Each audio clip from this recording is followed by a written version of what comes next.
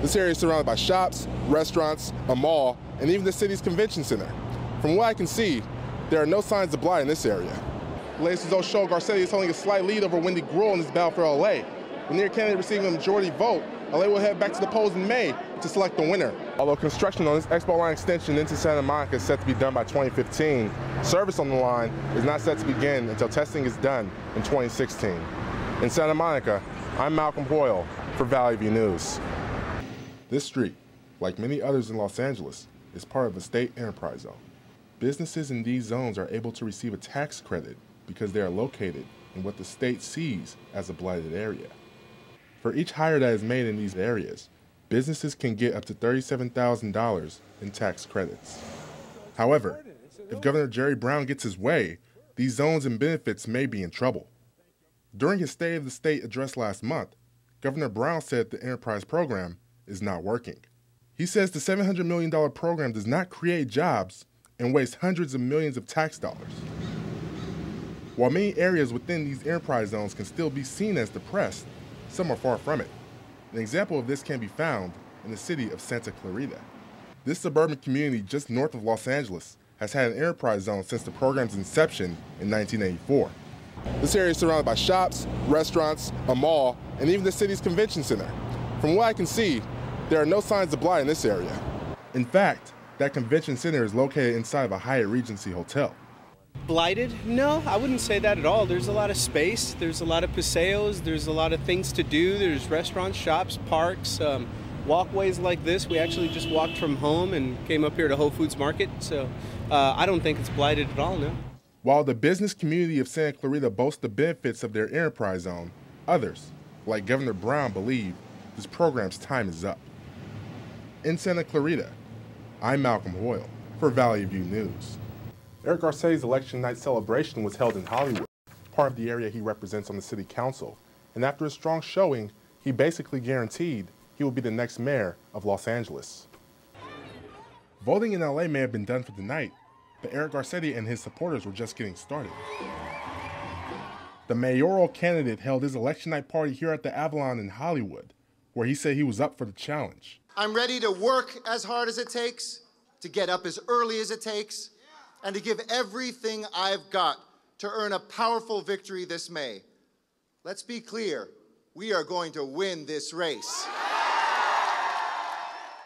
But this election is far from over. Garcetti still has to face City Controller Wendy Gruhl in the May runoff. The latest results show Garcetti is holding a slight lead over Wendy Gruhl in this battle for LA. With neither candidate receiving a majority vote, LA will head back to the polls in May to select the winner. By the end of the night, it was clear Garcetti was headed for a May 21st runoff with Gruhl. Garcetti's supporters say the Hollywood councilman is the right man for the job. It's the future for Los Angeles. It's the future for Latino people. He's got the ability to lead this great city of Los Angeles to the future. He's been a fighter for intervention, for us to really, get them youngsters out of gangs and stuff like that. With the May 21st runoff now looming for Garcetti, he says the race will come down to who can get things done. We're not running for President of the United States. It's not about ideology, it's about effectiveness. So people actually want to know that they can trust that you solve problems, and that's the most important difference.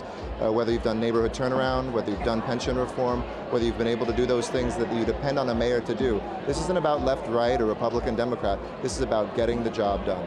Garcetti will head back to the campaign trail in preparation for a showdown with Wendy Gruhl in May. If he's elected, he will become the first Jewish mayor of Los Angeles. This may look like a normal swim lesson, but this baby is actually learning how to save herself in the water. As mom watches closely, baby Emerson is learning how to survive a slip and fall into the pool. Andrea Berman is the founder of LA Water Babies and an infant swim resource instructor. She teaches toddlers survival skills in the water. We teach them how to swim, float, swim. So they learn how to hold their breath. Then they learn to swim, to grab a wall, to grab the step, to get themselves out. ISR instructors are trained in both first aid and CPR and are required to keep both certifications up to date. Berman says these lessons teach children to rely on themselves in the water. This training is important because it teaches children how to problem solve in the water in a situation. If they trip and fall, if they slip off the step.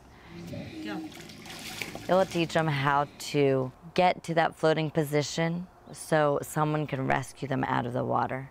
The U.S. Consumer Products and Safety Commission says drowning is the leading cause of accidental death for kids 4 and under. Almost 70% of these drownings happen in the pool, and a child can drown in the time it takes to answer your phone. For Ashley Lung, this information is a big reason why she signed her daughter up for lessons. Every one of our neighbors, in California, everyone has pools. So even if you don't have one in your backyard, you don't know that your children aren't going to be at a house where there is one. So it was really important to me that she would know what to do and could get to the side and be able to stay afloat and breathe until someone could get to her. As a mother of a young child herself, Berman can relate to these worries. This is why she says it is rewarding to teach these skills to youngsters. And I'm teaching these children how to rescue themselves, which is the greatest thing. There's tons of satisfaction in knowing that you can help give a child rescue skills to save themselves. In Westlake Village, I'm Malcolm Hoyle for Valley View News. Construction of Phase 2 of the Expo Line extension has begun, and with that comes lane closures and more traffic in Santa Monica that won't end until 2015. To make room for construction, the eastbound lanes of Colorado between 4th and 5th Streets have been closed for good.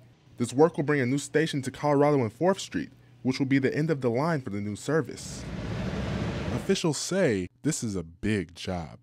We're constructing rail lines, 2, 1 in each direction. We are also constructing 7 stations and all the necessary control and communication systems required for the facility. But beware, drivers. These delays are here to stay until construction is completed.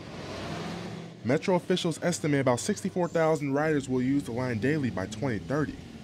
Once completed, the nearly 7-mile extension will connect the Los Angeles area to the beach by rail. Although construction on this Expo Line extension into Santa Monica is set to be done by 2015, service on the line is not set to begin until testing is done in 2016. In Santa Monica, I'm Malcolm Hoyle for Valley View News. It continues to be one of those seasons for the Lakers. They tried. They gave a great effort, but it just wasn't enough to beat LeBron and company. James scored 32 points and Dwayne Wade added 30 for the Heat, who fast break their way past the Lakers to a 107-97 victory in Miami.